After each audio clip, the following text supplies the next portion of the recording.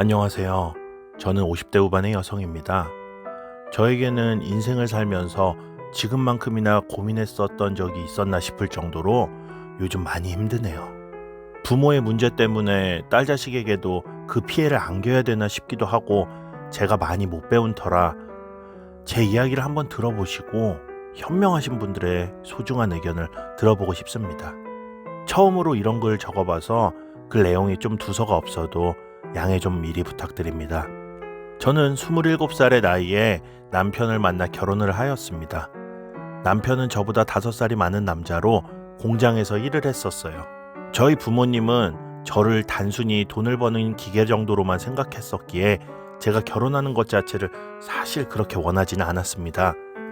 제가 결혼하고 가버리면 그동안 자기들한테 들어오는 수익이 아무래도 줄어들 거라고 생각한 거죠.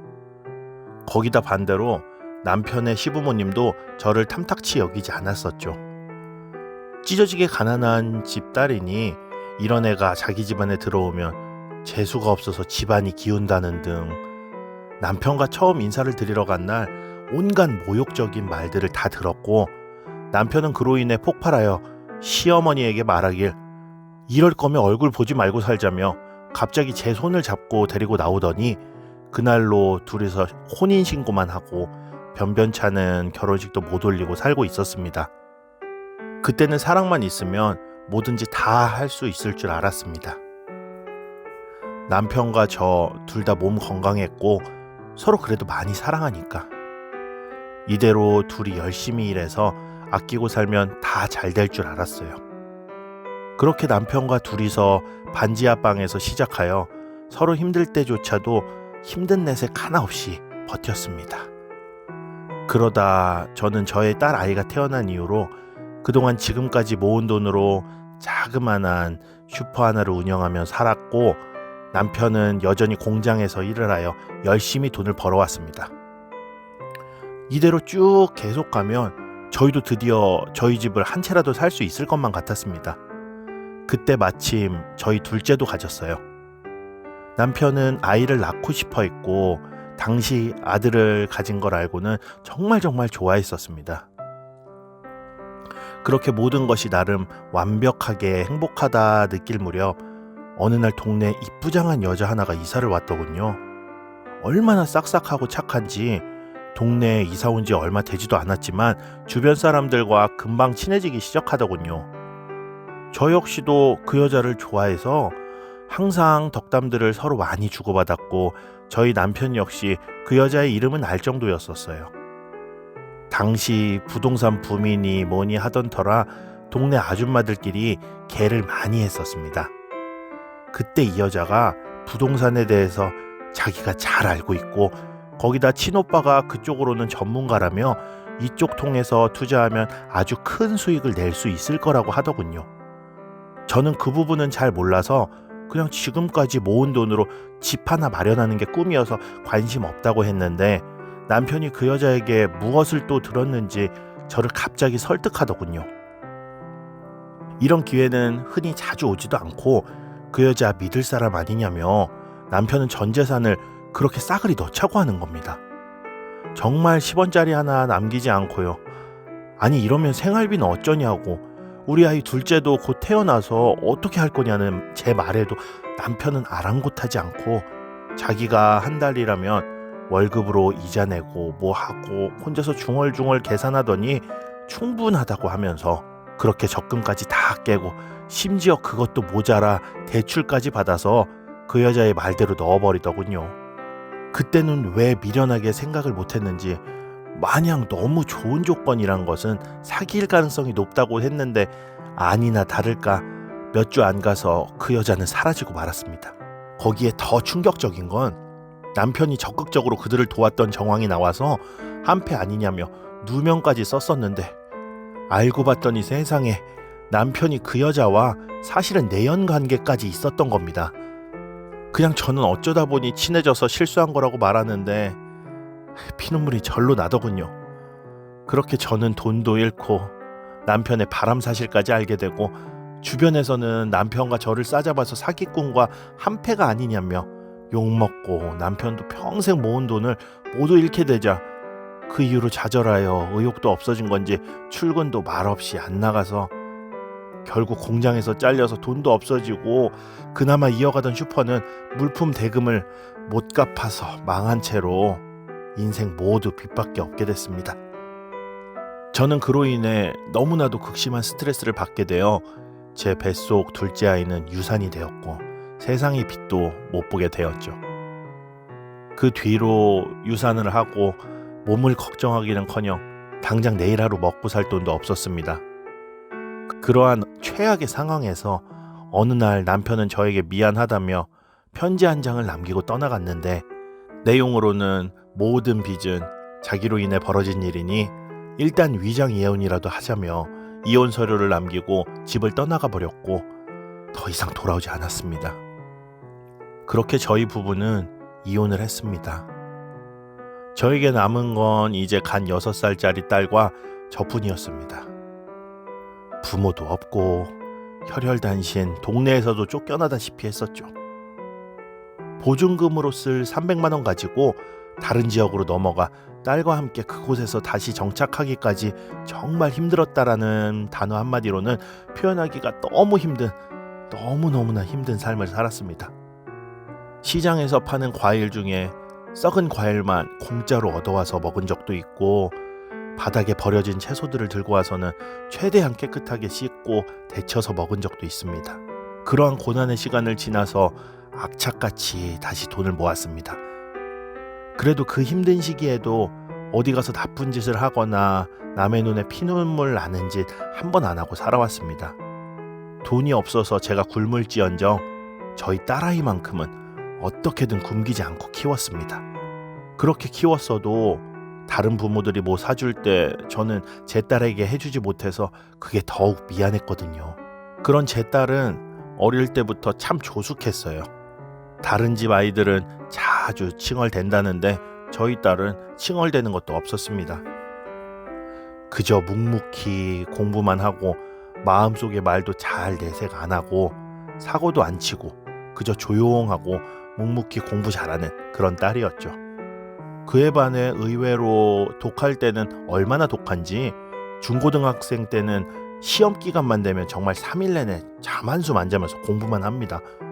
얼마나 피곤한지 공부하다가 잠이 들었길래 제가 딸을 깨워서는 잠시라도 제대로 누워서 자라고 말하면 딸아이는 이렇게 해야 자다가도 깨서 다시 공부할 수 있다고 맘 놓고 누워서 자버리면 그대로 푹 잠이 들어버려서 공부 못한다고 하더라고요. 그래서 한 번은 제가 딸아이에게 왜 그렇게 독하게 공부하냐고 물었더니 엄마한테 미안해서 라고 하더군요. 나 때문에 엄마가 배고파하면서도 배부르다고 나한테만 밥 먹이고 저녁에 우연히 엄마가 부엌에서 물만 마시는 걸 보았다고 합니다. 어린 마음에 그게 엄청난 충격이었다고. 그래서 딸은 선생님한테 물었다고 합니다. 어떻게 해야 부자가 될 수 있냐고 묻자 선생님은 그게 공부라고 했고 그때부터 미친 듯이 정말 공부만 했다고 하네요. 그래서 저는 딸에게 왜 지금까지 엄마한테 이런 얘기 안 했냐고 하니까 엄마가 이렇게 울 것만 같아서 차마 말을 못했다는 내 딸.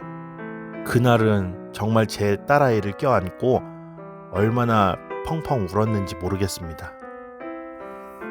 그렇게 제 인생은 제 딸이 있었기에 그 힘든데도 악착같이 견딜 수 있었고 그야말로 딸이 있었기에 행복했습니다. 어느새 딸은 엄마로서 해준 것도 없이 스스로 잘 커서 좋은 대학을 진학하고 회계사 자격증까지 땄을 땐 너무 좋아서 하염없이 펑펑 울었네요. 딸아이는 앞으로는 자기가 더욱 열심히 돈 벌어서 엄마를 호강시켜주겠다고 말하며 국내에서 유명한 회계법인에 취직하여 정말 식당 일이나 하는 저로서는 상상도 할 수 없는 돈들을 벌어오더라고요. 그 뒤로 딸아이 덕분에 저는 태어나서 난생 처음 해외여행도 가봤고 그동안 고생했던 모든 시간들이 주마등처럼 스쳐 지나가더군요. 그렇게 잘 큰 내 딸이 어느새 결혼 정년기가 되어 엄마에게 보여주고 싶은 남자가 있다고 하더군요. 제가 뭐 하는 사람이냐고 묻자 공무원이랍니다. 학교도 좋은 학교 나왔고 직급도 높다고요. 거기다 집안도 부자라하더군요. 그렇게 딸아이와 함께 저는 처음으로 보게 된 우리 예비사위는 참 싹싹하고 구김이 없었습니다. 유복하게 자라나서 그런지 자신감도 과하게 넘쳤고 무조건 딸아이를 행복하게 해주겠다며 말하더군요. 제가 우리 딸 결혼에 왈가왈부할 게 어디 있겠습니까? 그저 저는 딸아이만 좋다면 나도 좋다고 말하며 그동안 평생 모은 1억 원을 제 소중한 딸아이에게 쥐어주며 결혼할 때 이걸로 쓰라고 말하자 딸아이는 극구 거절하더군요. 이 돈은 그냥 엄마 노후로 쓰라고요. 저는 괜찮다고 몇 번이나 실랑이 끝에 딸아이가 그 통장을 들고 가 혼수와 예단을 맞추고 남는 돈은 집 사는 데 보태기로 했습니다. 저는 딸아이에게 물어봤습니다. 남자친구의 집안 시부모님은 어떻니? 라고 물어보자 제 딸아이는 둘 다 좋으신 분이라고 그러면서 엄마, 역시 사람은 돈을 벌어야 되나 봐. 예비 신랑 가족들 보면은 인생의 근심이라고는 전혀 보이지 않을 정도로 너무 표정부터가 여유롭게 산다고. 난 그래서 앞으로도 그렇게 살고 싶고 우리 엄마도 그렇게 만들어줄 거야 라고 말하더군요. 그렇게 제 딸아이가 시댁 쪽 부모님들이 좋다고 하니 그 말에 저 역시 기대를 하고 상견례를 나간 날 저는 전혀 생각지 못한 일생일대의 충격에 빠지고 말았습니다. 제가 상견례장에 들어가자 사돈 쪽에서 앗! 하는 소리가 나더니 저를 보자마자 후다닥 도망을 치는 겁니다. 그렇게 저 역시 안싸돈이 될 사람의 얼굴을 정면으로 본 순간 저는 정신이 너무 멍해지고 말았습니다. 바로 20년도 넘는 세월 동안 한 번도 못 잊어본 바로 그 얼굴이기 때문이죠. 저희 가족들에게 부동산 사기를 쳐서 쫄딱 망하고 길바닥에 나앉게 만들고 남편과 바람까지 폈던 그 여자가 바로 안싸돈이었습니다.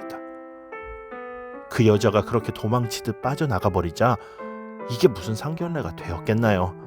그로 인해 다들 이상한 분위기를 느꼈는지 예비사위가 저에게 죄송하다고 말하고는 그 자리는 파토가 나게 되었습니다. 그렇게 저는 집에 돌아와서 제 딸아이에게 말하길 우리 집을 쫄딱 망하게 만든 여자가 아까 상견례장에서 보았던 나를 보자마자 도망친 그 여자라고 하니 딸아이는 갑자기 말없이 울기만 하더군요.